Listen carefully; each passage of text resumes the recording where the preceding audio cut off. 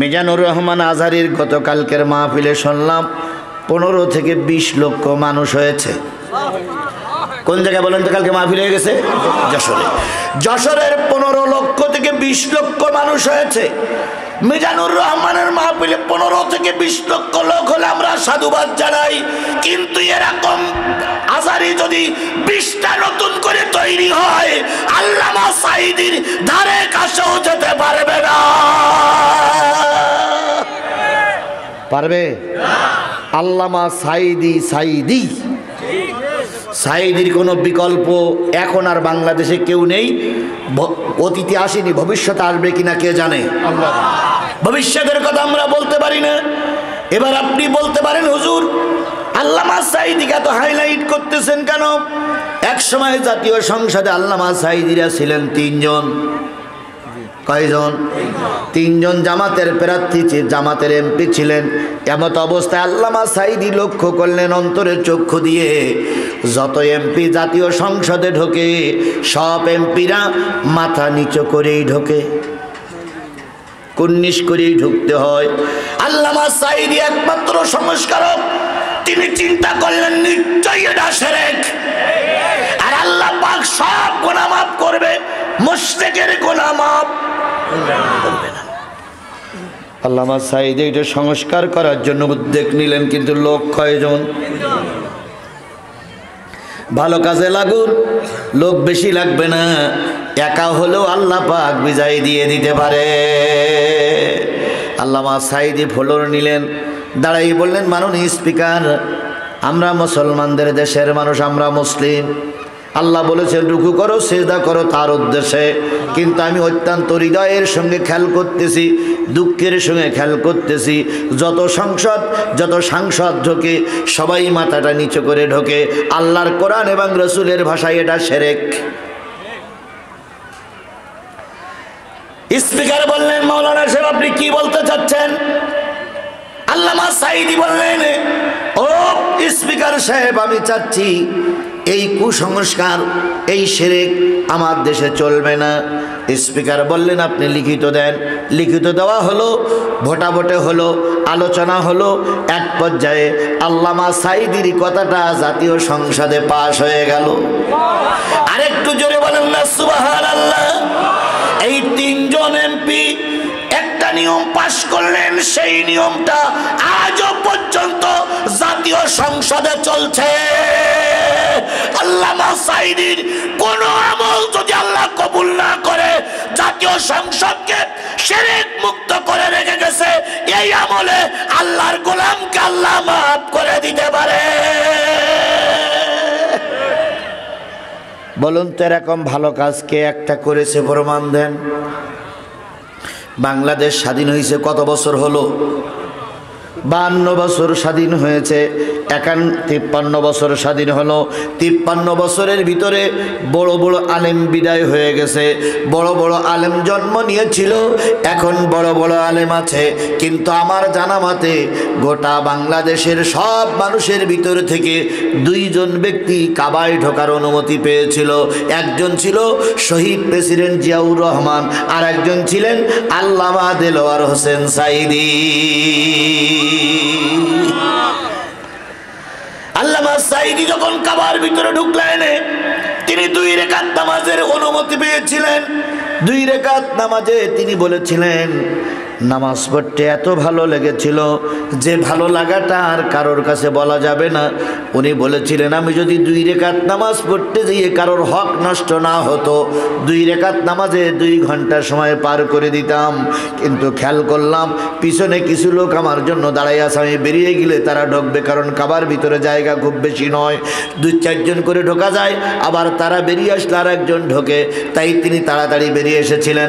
ও আমার ভালো মানুষেরা, ও আমার বন্ধুরা, ও আমার দিনী ভাইয়েরা, আল্লামা সাঈদী ছাড়া এই মুশরিক মুক্ত, শিরক মুক্ত ভাই কি বলে জাতীয় সংসদ কেউ তৈরি করতে পারেনি।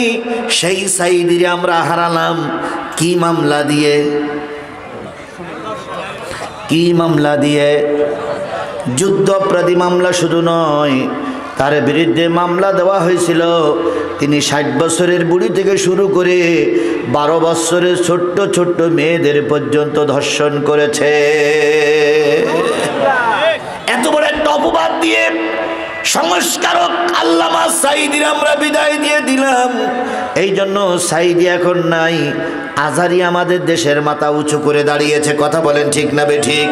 সাঈদীর শূন্যতা আজহারী পূর্ণ করার জন্য চেষ্টা করছে।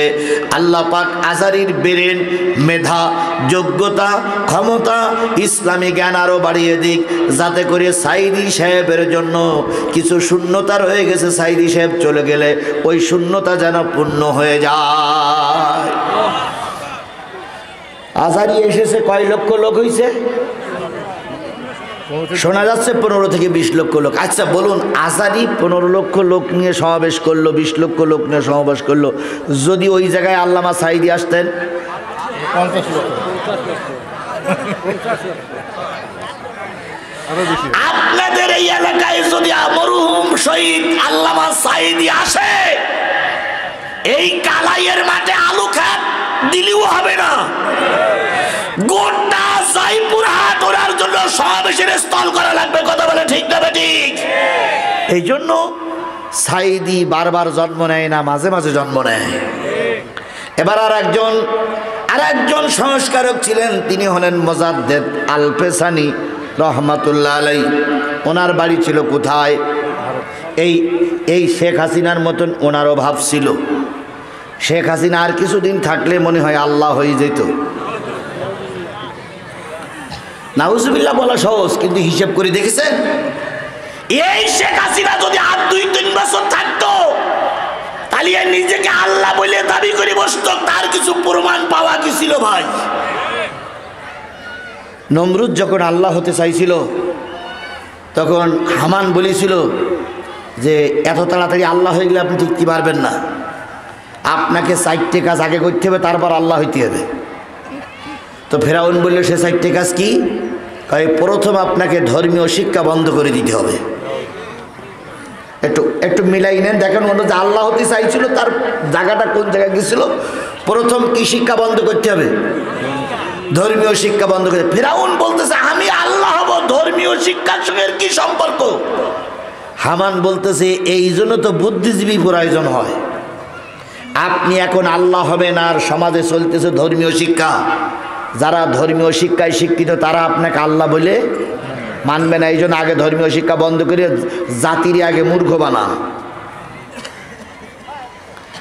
আমাদের ধর্মীয় শিক্ষা কি বন্ধ হওয়ার উপক্রম হয়নি? জোরে বলেন হয়নি?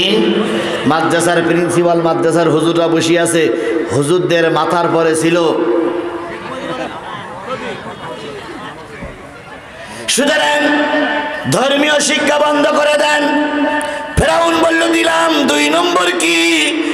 2 নম্বর 40 বছর অপেক্ষা করতে হবে। এরা 1 বছর বাড়াই দিয়েছিল।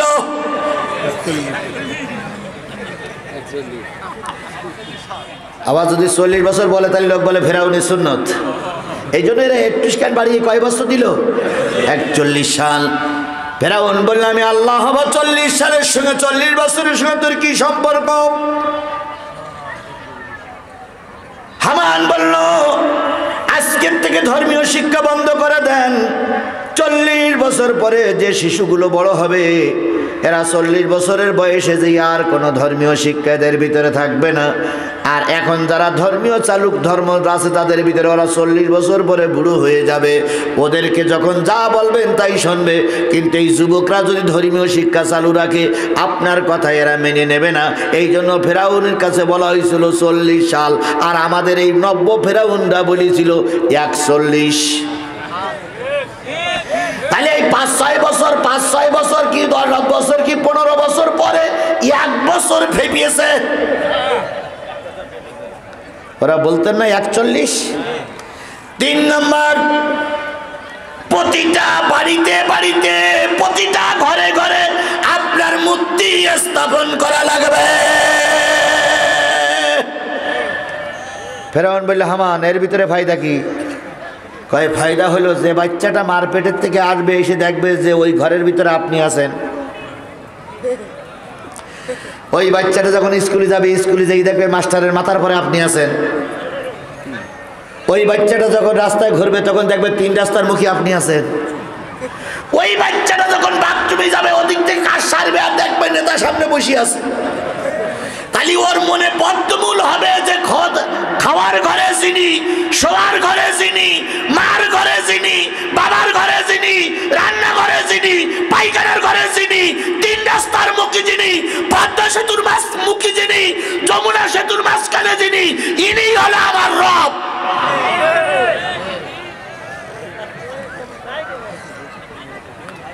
ফেরাউন বলল, এমনি কি তোর নাম টেকিউ হামান? তোর আসলে মাথায় বুদ্ধি আছে।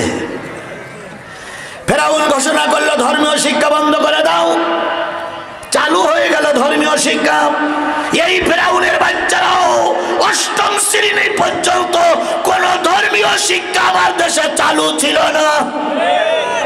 8ম শ্রেণীর পরে যদি কেউ ধর্মীয় শিক্ষা নিতে চায় সেটা ওদের জন্য ঐচ্ছিক সাবজেক্ট, কম্পালসারি সাবজেক্ট নয়। কথা বলেন, কথা বলেন। ঐচ্ছিক সাবজেক্ট তার মানে তুমি নিলেও নিতে পারো, না নিলেও না নিতে পারো।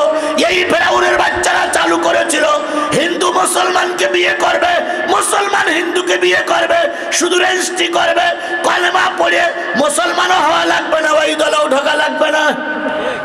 এই সরকারে চালু করেছিল। এই জন্য তো ওনার পুত্রবধূ ছিল খ্রিস্টান।